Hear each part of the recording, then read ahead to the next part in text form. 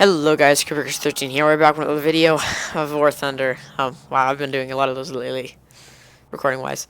Today we're going to be doing the BF-110 C-4, or talking about it, and it is currently my favorite plane to fly out, really, because it's just freaking awesome. Like, the battle rating is fairly balanced, and at tier 1, it's, before this thing came out, the Z7, it used to be it was actually the very first plane I ever unlocked in all of War Thunder. And now, of course, I'm like there in my American, German's most advanced, British is here, and I haven't done anything on Japan or like Russia oh no, I did a little bit on Russia apparently. But it's my favorite plane in all of the game. I played it so much that I actually unlocked the other two skins for it, which is kind of saying something considering how long I've been playing the game. I've unlocked the, how the heck you spell that? I've unlocked the Horst Wurzel camouflage, but I don't know if that's what it's called. Now, this technically is the one I should be using, seeing as you get this is kind of like your ultimate achievement, because this is the last camouflage you get, but this is personally my favorite. And that is the, something. It was also the plane that earned me the Red Lightning, which was also an achievement, considering how shortly, because I had been in Tier 1 only by the time I unlocked that. So, today we're going to be flying it out and see if it's still the beast that it once was. Okay, we're back into battle, and this is actually one of the maps that suits it best because it can be a ground attacker. Now, why I like this plane so much is because at Tier 1, it is incredibly maneuverable as the opponent is facing. As, technically, unless you unlock Tier 2 and are still using this, you will not encounter the enemy that it should be encountering, and that is the Spitfire. Which means that it will pretty much destroy everything it's up against. Now, I am lagging heavily here, so I'm probably not going to do very well. I probably should have gone after that other plane. Well, let's see. Okay, there's a D3I. There's an A20. This thing is maneuverable. It has a very nice turn time. It's just amazing in all categories. It has amazing firepower for its tier. Keep in mind, that's before you've unlocked Tier 2. Once you've unlocked Tier 2, the firepower isn't actually that great, considering it only has two 20mm MGFFM cannons, which isn't really that great for the current tier. Once you've unlocked Tier 2. But if you get this as your first plane like I did, you'll know it's a beast. Because it is. It's just a monstrosity that cannot be taken out. It has an incredibly high ability to take damage. Once again, that is B4. Freaking really? That was just frick. Keep in mind, this is before Tier 2. In Tier 2, it's a little bit more difficult to play, but it's still better than the Doniers. Because although the Doniers do have more firepower, they completely lose the maneuverability that the 110 has. And although the ME410 is supposed to be more maneuverable, I'm not actually seeing it, which is kind of odd, but well, the ME410 also has more powerful armaments. Let's see if yep, there we go. Now, keep in mind that I've unlocked Tier 3, so if there's a Tier 3 plane that has an incredibly low battle rating, it should be here. And, yeah, Spitfires. So if you've unlocked Tier 2, it's harder to play, but it is still possible.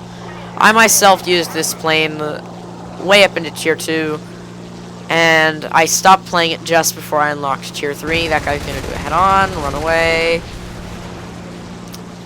Yeah, lag. Usually I would have been able to win that, but I'm not. So that was not what you'd expect. Oh, we killed him anyway, I think. But, as you can see, I am using one Tier 2 aircraft, which is the E1. Now, I used to sit a little bit into Tier 2s because the first year, it's only good for a head-on pass and ground attack roll. It can't dogfight at all. The roll rate sucks, the turn rate sucks, it's slow. It's not a fighter at all.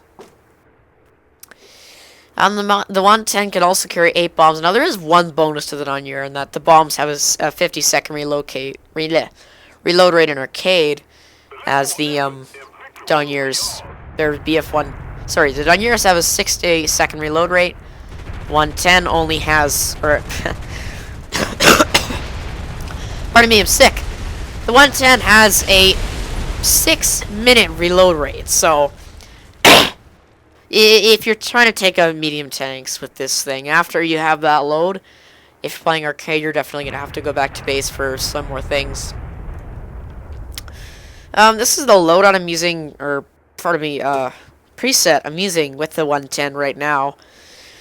Obviously, it's not the one that would make it shine, because there's one Tier 2 aircraft in here, but that's because I could not there is no better Tier 1 aircraft that I currently have. I should probably work towards getting the MC-202 after I get the G2, or more accurately, once I get my next aircraft, because the E1 has a very high battle rating when it only has 7.92mm machine guns.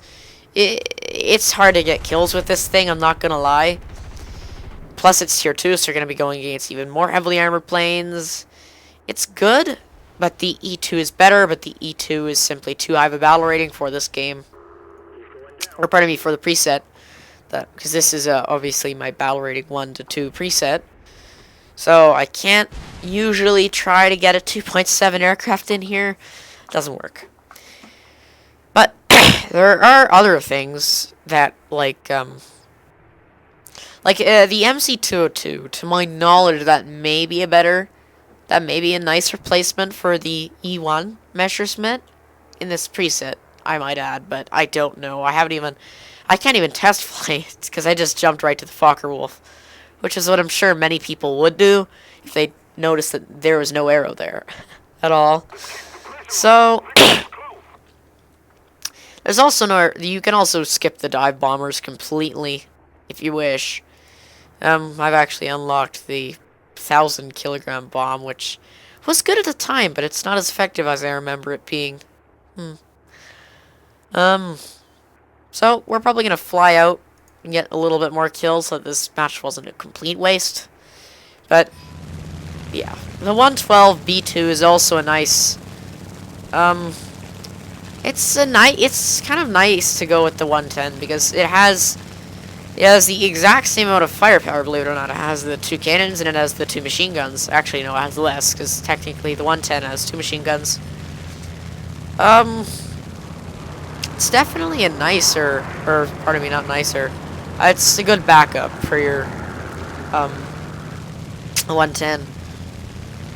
Okay, we're gonna try and go over the Spitfire as long as you're not lagging. Nah. Way too laggy. I'm not gonna be able to get a kill. Now, technically, although the 110 is pretty much, in my opinion, one of the best planes you can fly out in the German tech tree in War Thunder. Notice I said German because I haven't actually played any other trees that much. In real life, it was not that at all. Not at all. Now, the reason for that being is because it was facing off against planes like, oh my gosh, bad damage, like the Spitfire and the Hurricane. Well, and although, goodness gracious, he's gaining on me. Oh, shit. I can't move quite much. Now, although the now the 110 is maneuverable, as I explained, but the Spitfire does have more maneuverability than the 110. Oh, yes, I was actually able to wait him out, so that's nice, as long as he can kill me afterwards. And yes. So, the 110, in War Thunder, it's one of the best planes you can fly out, in my opinion. Keep in mind, this is an arcade. And although I did not show the best example of that, I was not at my normal frame rate. Not at all. But it is, in my opinion, one of the best planes you can get. Way back in the day before they added the Z7. Or not way back, more like it was a couple updates ago.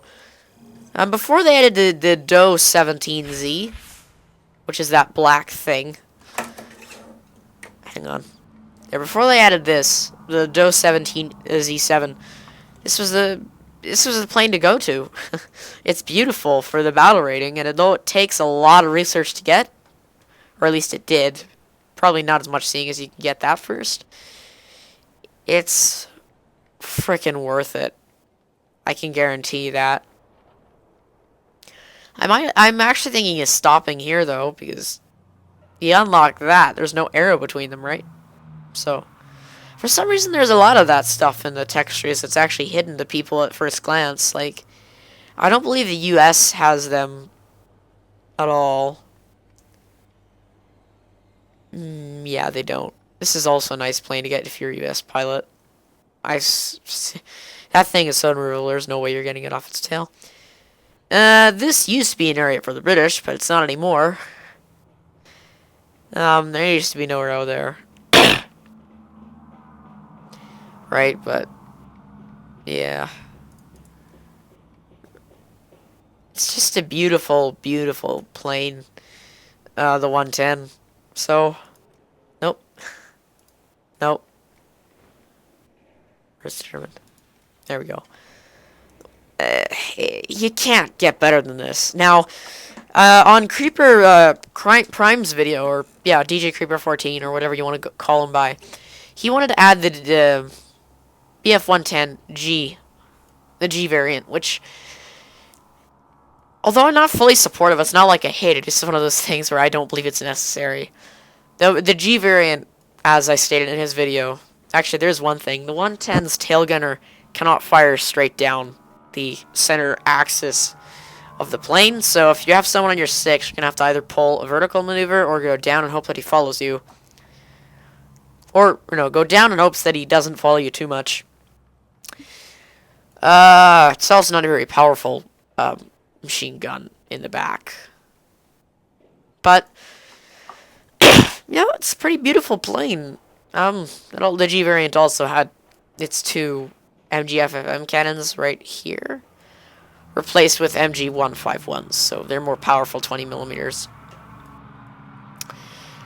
But yeah, this plane will always have a place in my heart, and if at the end of the year I'm gonna make a top 10 list, this guy's definitely making #1.